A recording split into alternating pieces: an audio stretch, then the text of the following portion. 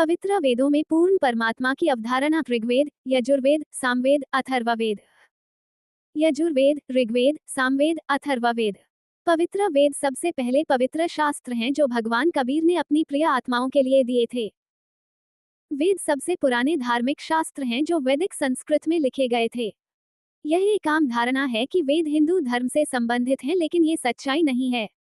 चारों वेद प्रभु जानकारी के पवित्र प्रमाणित शास्त्र हैं। पवित्र वेदों की रचना उस समय हुई थी जब कोई अन्य धर्म नहीं था।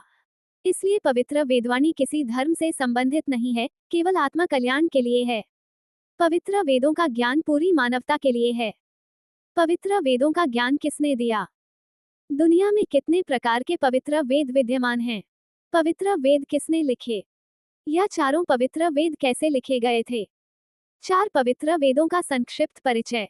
पवित्र ऋग्वेद, पवित्र यजुर्वेद, पवित्र सामवेद, पवित्र अथर्ववेद। वेदों को प्रलय के दौरान काफी बार नष्ट कर दिया गया है, लेकिन भगवान कबीर ने अपने भक्तों के लाभ के लिए संतों के माध्यम से ज्ञान प्रकट किया है। हमारे पास उपलब्ध वेदों का वर्तमान संकलन लगभग 5000 साल पहले संकलित किया गया था, और उस समय वास्तव में कोई धर्म नहीं था। पहले ऋषि हृदय से पूर्ण वेदों को सीखते थे, लेकिन कलयुग में इनका संकलन किया गया है। यदि हम विभिन्न धर्मों को देखते हैं तो हमें पता चलता है कि ईसाई धर्म लगभग 20 शताब्दी पुराना है, इस्लाम लगभग 1500 वर्ष पुराना है और सिख धर्म लगभग 250 वर्ष पुराना है, लेकिन वेद तो इन धर्मों से भी पहले के हैं। सृष्टि रचना को समझने के लिए और पूर्ण परमात्मा के बारे में ज्ञान प्राप्त करने के लिए वेद अत्यंत महत्वपूर्ण हैं। पवित्र वेदों का ज्ञान किसने दिया?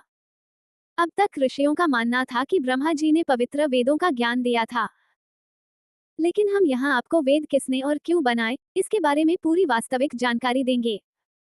वेद मूल रूप से कबीर परमात्मा द्वारा काल ब्रह्म को दिए गए थे। जब काल ब्रह्म को उसके 21 ब्रह्मांडों सहित सतलोक से निष्कासित कर दिया गया था, उस समय कबीर परमात्मा ने काल को 5 वेदों 4 के बजाय का ज्ञान दिया था, जो कि कबीर परमात्मा के आदेश अनुसार काल की सांसों के माध्यम से प्रकट हुए। यह ऐसा है जैसे जब हम फैक्स मशीनों के बीच एक देश से दूसरे देश में एक दस्तावेज फैक्स करते हैं। इसी तरह कबीरदेव ने काल ब्रह्म को 5 वेद दिए जो उसके सांस छोड़ते समय निकले। काल ब्रह्म ने उन सभी ग्रंथों को पढ़ा जो उसके सांसों के माध्यम से बाहर आए थे। उन ग्रंथों में पूर्ण परमात्मा की पूजा के सच्चे मंत्रों के साथ पूर्ण परमात्मा कबीर साहेब जी की महिमा समाहित है। इसलिए काल ने 5वें वेद को नष्ट कर दिया। हमने पुरुष को सिद्ध करना, पुरुष माने परमात्मा। ये देखिएगा, श्रीमद् भगवत गीता रख दी, यजुर्वेद उठा लिया, और ये महर्षि दानंद सरस्वती द्वारा ही अनुवादित है। ये यहाँ से प्रकाशित है, ये वही वाला है जो हम पढ़ रहे थे अभी थोड़ी देर पहले, ये वही वाला है। हम 4400 अध्याय पढ़ रहे हैं, 40वां अध्याय यजुर्वेद का। 15वें श्लोक में हमने पढ़ा है ओम करतो समर कलवे समर करतो समर। ये तो पढ़ लिया कि ओम नाम का जाप काम करते करते श्रवण करो, विशेष कसक के साथ श्रवण करो, मनुष्य जीवन का प्रथम करतो जानकर श्रवण करो। वायु अनिलम अमृतम अथ ईदम भस्मांतम शरीरम। शरीर भस्म होने पर, नष्ट होने पर, छोड़ने के समय जब आपकी जो वायु है, प्राण आपके जो जीव है, उसमें इतना अमृतव हो जाएगा कि वो जो ओम से होता है। अब हम यहाँ आते हैं 4400 अध्याय 40 में जाएगा 17वें श्लोक में, ये 17वां मंत्र है। इसमें लिखा है हे मनुष्यों, जैसे ज्योत स्वरूप रक्षक मुझसे, गीता वेद ज्ञान दाता कहता है, मुझसे अविनाशी यथार्थ कारण के आच्छादित मुख के तुल्य उत्तम अंग का प्रकाश किया जाता है, या किया जाता है आना चाहिए। और वह प्राण व सूर्य लोक में पुरुष है। ये पुरुष शब्द है संस्कृत में, पुरुष। पुरुष माने पूर्ण परमात्मा। हमने पुरुष सिद्ध करना था यहाँ से, पुरुष माने पूर्ण परमात्मा।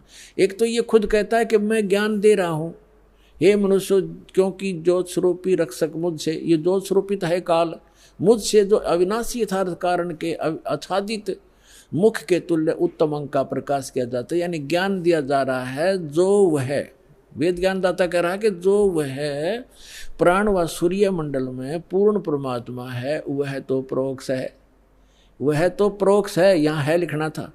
अहम यू कहता अहम, ये है असौ सो असौ अहम। ओम खम ब्रह्म, खम माने ब्रह्मलोक, दिव्य आकाश रूप ब्रह्मलोक रूपी दिव्य आकाश में ब्रह्म रहता है और ये मेरा ओम नाम है। अहम, अहम माने मैं आकाश के तुल्य व्यापक ब्रह्म, ब्रह्म ना लिखा, मैं ब्रह्म हूँ और मेरा ओम नाम, मैं उसका ओम सबका रक्षक जो मैं उसका ऐसा नाम जानो। ऐसा कि ओम लिखना था, मेरा ये ओम नाम जानो। ये आधाड़ंगा डाया इसने, तो इसे सिद्ध हो गया कि वेद ज्ञान दाता कह रहा है कि मेरा तो ओम नाम है। वो परमात्मा पुरुष माने पूर्ण परमात्मा तो गुप्त है, वो अन्य है, वो प्रोक्ष है। तो यहाँ अब हम आते हैं ऋग्वेद मंडल नंबर 9 और सूक्त नंबर 1 के मंत्र नंबर अब 8 और 9 को स्पष्ट करेंगे। पहले तो हमने पुरुष का अर्थ इन्हीं के इन इंजीनियरों से लेना पड़ेगा, क्योंकि नहीं तो ये बता देंगे आपको पुरुष माने आदमी हो से। पुरुष तो क्योंकि परमात्मा भी मनुष्य जैसा है, इसलिए प्रथम पुरुष वही है, सेकंड हम पुरुष हैं, मनुष्य है। तो वहाँ प्रथम पुरुष, क्योंकि जैसे पवित्र बाइबल में लिखा है कि परमात्मा ने मनुष्य को अपने जैसा बनाया, तो वो भी पुरुष है, वो परमात्मा है। हम भी पुरुष से, हम नासवान हैं, हम डुप्लीकेट हैं, उसकी शकल है, उसी के आकार मिलते जुलते मनुष्य जैसे मनुष्य। तो ऐसे ही जिनको भगवान मिले हैं, उन्होंने कहा गरीबदास साहिब जी ने अपनी अमृतवाणी में कि हमरे ही उनियार हैं, हमारा सृजनहार, हमारी ही शकल का हमारा भगवान, हमारा बनाने वाला वो परम पिता। तो यहाँ पुरुष जो है इस भगवान परमात्मा की तरफ संकेत है। इन्होंने भले ही गोल बोल करना चाहा, यहाँ पुरुष लिखना शुरू कर दिया, परमात्मा लिखना बंद कर दिया, हमें मूर्ख बनाने के लिए। ये जनता के नासक थे, इनको संस्कृत अवश्य आती थी, अध्यात्म ज्ञान था नहीं। ये काल के भेजे हुए दूत थे, तो ये महर्षि दानंद हो चाहे इसके चेले जितने भी जो इस अनुवाद कर रहे हैं इसका वेदों का, ये स्वयं भ्रमित हैं और समाज को यथार्थ ज्ञान नहीं दे सके। और चाहे आज तक के जितने ऋषि महर्षि हुए हैं उनको यथार्थ ज्ञान नहीं था। केवल परमात्मा ने जिन महापुरुषों को अपना परिचय दिया, अपना साक्षात्कार करवाया, सचखंड लेकर के वापस छोड़ा, उन महापुरुषों को छोड़कर और किसी के पास अध्यात्म ज्ञान नहीं था। अब वो ज्ञान इस दास को दिया उस परम पिता ने, इसका लाभ उठाओ। अब देखो, अब हम आगे ऋग्वेद मंडल नंबर 9 सूक्त 1 और मंत्र नंबर ये 6 तक तो ये परमात्मा लिखते आगे, और 7 में इन्होंने पुरुष लिखना कर दिया। उस पुरुष को, उस परमात्मा को लिखना था,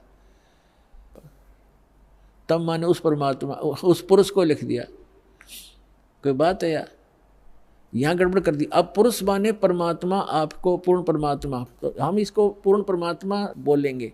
उस पूर्ण परमात्मा को उग्र गतियाँ प्रेरणा करती हैं, यानी जब संसार में हाहाकार मच जाती है और अध्यात्म गुरु जो है अज्ञानी हो जाते हैं, उनका उद्देश्य केवल जनता को ठगना ही हो जाता है और हाहाकार मच जाती है, सब प्राणी दुखी हो जाते हैं, तो परमात्मा दुखी होता है, क्योंकि हम उनके बच्चे हैं, वो हमारा पिता है, तो अपने का दुख अपनों को ही होता है। तो फिर वो परमात्मा उन उग्र गतियों से प्रेरित होकर 600 वर्ष पहले परमात्मा आए थे, ऐसा ज्ञान बता गए थे, एकदम शांति हो गई थी समाज में जो अभी तक चल रही थी। कोई लूटा खसोटी नहीं थी, प्यार से रहते थे, कोई किसी की आत्मा दुखाते समय डरता था भगवान से। अब आग लगी है, सब पूरे विश्व में माया माया दिखाई देती है, ना कोई लाज रही, ना कोई शर्म रहा, ना भगवान का डर रहा। तो अब पुनः स्थापना करने के लिए उस शांति की और भक्ति की परमात्मा ने पहले से ही वचन बोल रखा था कि जब कलयुग 5500 वर्ष बीत जाएगा तब मैं अपना दास भेजूंगा, उसको पूर्ण ज्ञान दूंगा। वैसे तो भगवान ने कहा था मैं स्वयं आऊँगा 12वें पंथ में, गरीबदास वाले पंथ में। परमात्मा नहीं आए तो दास को भेज दिया, वो कंप्लीट स्पिरिचुअल नॉलेज और पूरी पावर दे के, उस परमात्मा ने अपनी पावर दे के।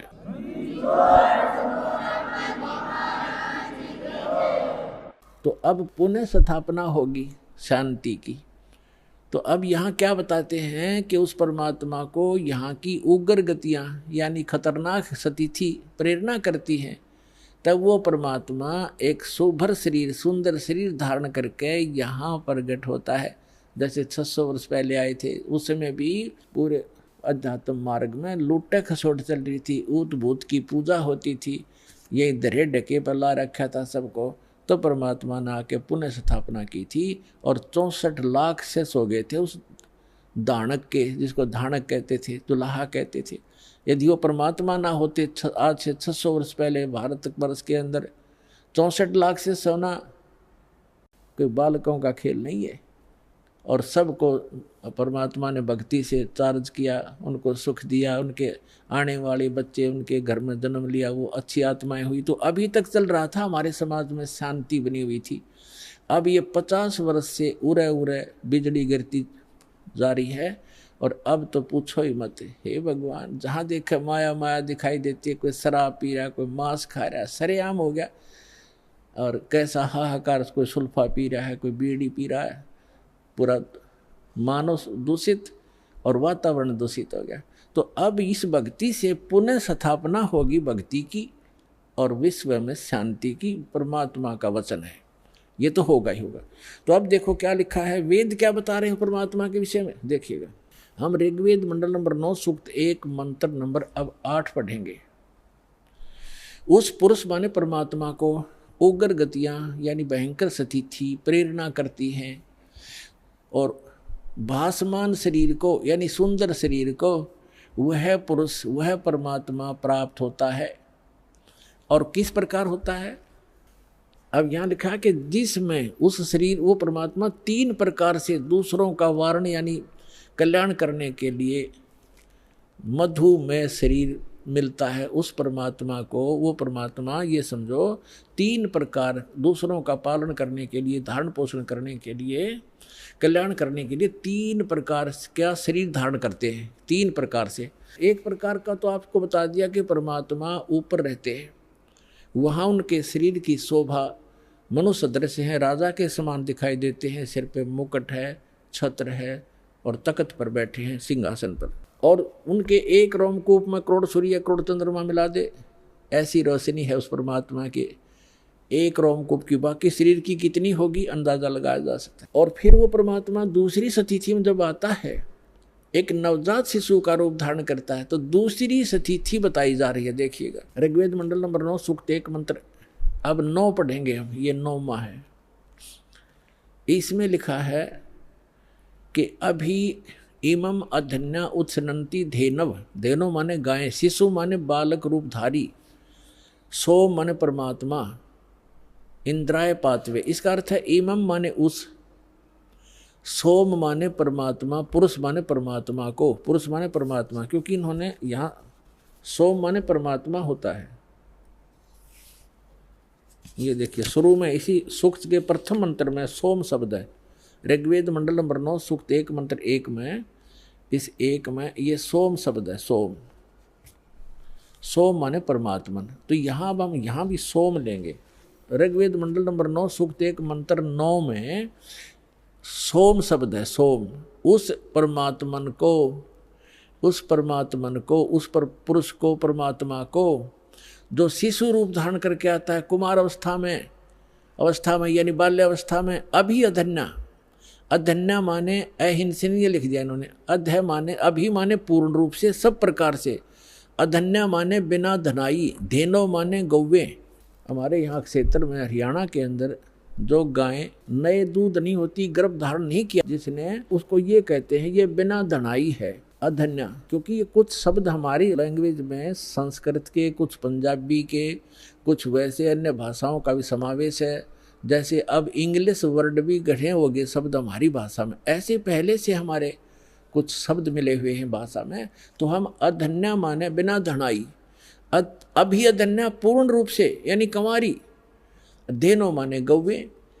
उस परमात्मा की जो शिशु रूप धारण करके जब आता है, उनके परवरिश की लीला कंवारी गायों के द्वारा होती है, ये वेद बताते हैं।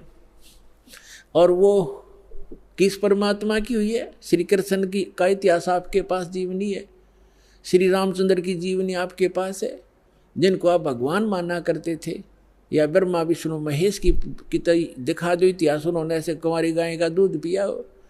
तो who is God? Kabir is God. और कौन कबीर? जो काशी में आए थे, धानक दुल्हा। अब देखो, हम ये पढ़ रहे हैं ऋग्वेद मंडल नंबर 9 सूक्त 1 मंत्र 9 में, उस परमेश्वर को शिशुम, जो शिशु रूप धारण करके आता है, अभी अधन्या, इसको हम पढ़ेंगे कंवारी, अभी अधन्या कंवारी, धेनो माने गौवें, गायें तृप्त करती हैं, उसका पालन करती हैं। पालन की लीला कंवारी गायों के द्वारा होती है। और ये किस परमात्मा की हुई? कबीर